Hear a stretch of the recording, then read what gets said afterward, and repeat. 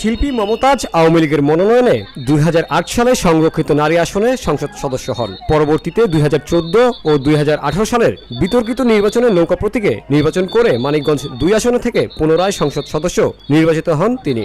তবে 2024 সালের জাতীয় সংসদ নির্বাচনে নিজ এলাকা মানিকগঞ্জ 2 আসনে স্বতন্ত্র প্রার্থীর কাছে হেরে যান মমতাজ। আওয়ামী লীগের সাবেক এই এমপির বিরুদ্ধে রাজধানী ও মানিকগঞ্জে বৈষম্য বিরোধী আন্দোলন হত্যাসহ একাধিক মামলা রয়েছে। গোপন সংবাদের ভিত্তিতে সোমবার রাত 12টার কিছু সময় আগে ধানমন্ডির স্টার কাবাবের পেছনের একটি বাসা থেকে তাকে গ্রেপ্তার করা হয়। মঙ্গলবার দুপুরে মমতাজকে চিফ মেট্রোপলিটন ম্যাজিস্ট্রেট কোর্টে আনা হয়। মমতাজকে আদালতে আনার পর এক হট্টগোল পরিবেশ সৃষ্টি হয়। সে সময় ক্ষোভ প্রকাশ করেন সাধারণ মানুষ সহ আইনজীবীরা।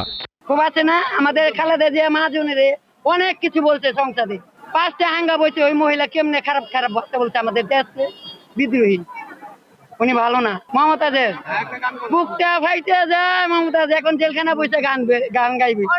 আমাদের আমানুল্লাহ আমানকে বারবার মিথ্যা মামলা দিচ্ছে, এরা অনেক যন্ত্রণা করছে।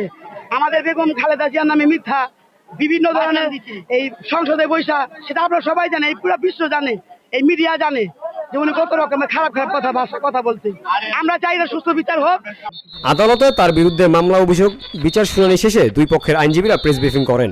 সে সময় তার বিরুদ্ধে 7 দিনের রিমান্ড আবেদন করা হলে আদালত 4 দিনের রিমান্ড মঞ্জুর করে।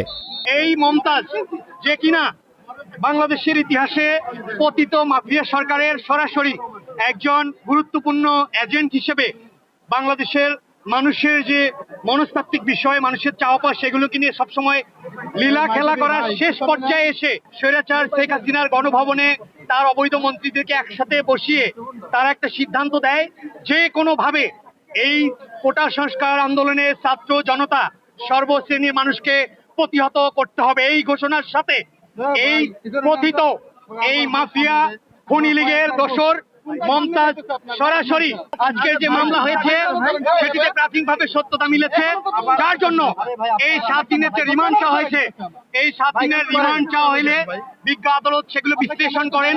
বিজ্ঞ আদালত সন্তুষ্ট হয়ে এই স্বৈরাচার খুনি এজেন্ট এই মমতাজের বিরুদ্ধে বিজ্ঞ আদালত 4 দিনের রিমান্ড মঞ্জুর করেন। বৈষম্যবিরোধী ছাত্র আন্দোলনের সময় 19 তারিখে মিরপুরে সাগর নামে আন্দোলনকারী একজন ছাত্র, তার শরীরে পিঠে গুলিতে সে নিহত হয়। এই মামলায় আজকের যে আসামি মমতাজ, সে একজন এজাহারনামী আসামি। আপনারা জানেন যে বাংলাদেশে এই শিল্পী মমতাজ 15টি বছর ফ্যাসিস্ট হাসিনাকে তার ফ্যাসিজম রক্ষা করার জন্য তাকে বিভিন্নভাবে নির্লজ্জভাবে তাকে সহায়তা করেছে। 2022 সালের জুনে বিএনপি কর্মী সৈয়দ হাসান মাহমুদকে হত্যা চেষ্টার অভিযোগে গত অক্টোবর একটি মামলা দায়ের করা হয়। এছাড়াও 19 জুলাই মিরপুর 10 নম্বর গোলচত্বর এলাকায় বৈষম্য বিরোধী ছাত্র আন্দোলনে অংশ নেন ভুক্তভোগী মোহাম্মদ সাগর। ওই দিন বিকেলে 4:30টার দিক আসামির আন্দোলনকারীদের ওপর হামলা ও গুলিবর্ষণ করেন। জামিল হোসেন, ভিওডি বাংলা, ঢাকা। তাকে ঘিরে কিন্তু